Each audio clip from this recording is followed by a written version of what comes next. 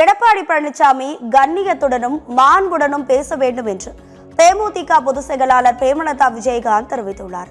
சேலத்தில் செய்தியாளர்களிடம் பேசிய அவர், எடப்பாடி பழனிசாமி ஒரு முதலமைச்சர் வேட்பாளர், மீண்டும் ஆட்சிக்கு வந்தால் என்ன புரட்சிகரமான மாற்றம் கொண்டு வருவேன் என்று பேச வேண்டும்.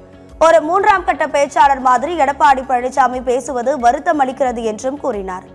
வேட்பாளர் அறிமுக கூட்டத்தில் நடந்தது சாதாரணமான விஷயம் என்று கூறிய பிரேமலதா, திருமாவளவனுக்கும் எங்களுக்குமான நட்பு மிக பெரியது என்று தெரிவித்தார்.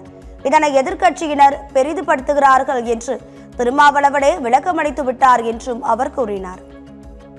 அவர் ஒரு முதலமைச்சர் வேட்பாளர் வந்தால் என்ன ரெவல்யூஷனரி சேஞ்ச் தமிழ்நாட்டுக்கு கொண்டு வருவார் என்பதை அவரோட ஸ்பீச்சில் இருக்கணும். அதான் மக்கள் எதிர்பார்க்குறாங்க.